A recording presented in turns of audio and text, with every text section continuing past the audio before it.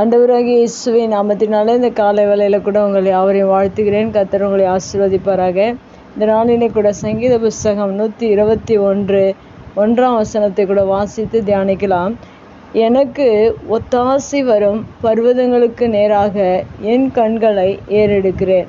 மிக அருமையான வேதவசனம். இந்த வேதவசனத்தின் கடைசி பகுதியில் கூட என் கண்களை ஏறெடுக்கிறேன் என்று சொல்லப்பட்டிருக்கிறது. நம்முடைய கண்களை நாம் ஏறெடுக்க வேண்டும். யாருக்கு நேராக என்றால் தேவனுக்கு நேராக நாம் கண்களை ஏறெடுக்கும்போது மெய்யாகவே நமக்கு ஒத்தாசி கிடைக்கிறதாக இருக்கிற இந்த உலகத்தில் ஒவ்வொரு மனிதனுக்கும் உதவிகள் அவசியம் தேவைப்படுகிறது. ஒத்தாசி என்பது உதவியாக இருக்கிறது. அந்த உதவிக்காக இன்று மனிதர்கள் எல்லாம் அநேக மனிதர்களிடத்தில், அதிகாரிகளிடத்தில், அநேக பெரிய மனிதர்களிடத்தில் அநேகர் உதவிக்காக கேட்டு அநேக நாட்களாக சென்று உதவி கிடைக்காதபடிக்கு பலர் சோர்ந்து போகிறார்கள். ஆனால் இந்த வேத வசனம் சொல்கிறது, எனக்கு ஒத்தாசி வரும் பர்வதங்களுக்கு நேராக என் கண்களை ஏறெடுக்கிறேன் என்று சொல்லப்பட்டிருக்கிறது. மெய்யாகவே நாம் உதவி எங்கிருந்து கிடைக்கிறதோ அதற்கு நேராக நம் கண்களை ஏறெடுக்க வேண்டும். இங்கு தாவீது அவருடைய வாழ்க்கையில உதவிக்காக தேவனை நோக்கி அவர் கண்களை ஏறெடுத்ததை வேத வசனத்தில் எழுதியிருக்கிறார்.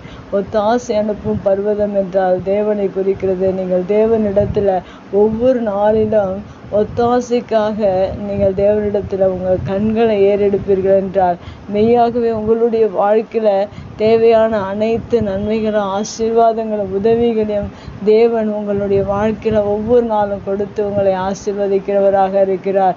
இந்த உலகத்தில் மனிதர்களை நம்பி நாம் உதவிக்காக செல்லும்போது அநேக நேரங்களில் அவர்கள் உதவி செய்ய முடியாது என்று மறுத்து விடுவார்கள். ஆனால் நம்முடைய கர்த்தராகிய ஆண்டவரிடத்தில் நீங்கள் ஒத்தாசை கிடைக்கும்படியாக உங்களுடைய கண்களை அவருக்கு நேராக நீங்கள் ஏறெடுத்து ஒவ்வொரு நாளிலும் ஜெபிப்பீர்கள் என்றால் ஒவ்வொரு புதிய நாளிலும் அதிகாலை வேளையிலும் முதல் நேரத்தை தேவனுக்கு நீங்கள் கொடுத்து உங்கள் கண்களை ஏறெடுத்து உங்களுடைய உதவி எதுவாக இருந்தால் அவரிடத்தில் ஒத்தாசை அனுப்பும் பர்வதத்திற்கு நேராக தேவனிடத்தில் நீங்கள் கேட்பீர்கள் என்றால் மெய்யாகவே உங்களுடைய எல்லா உதவிகளையும் தேவன் உங்களுக்கு செய்து தர வல்லவராக இருக்கிறார். அடுத்த வசனத்தில் கூட சொல்லப்பட்டிருக்கிறது, வானத்தையும் பூமியும் உண்டாக்கின கர்த்தரிடத்திலிருந்து எனக்கு ஒத்தாசை வரும் என்று தாவீது சொல்லியிருக்கிறதை நாம் பார்க்கிறோம்.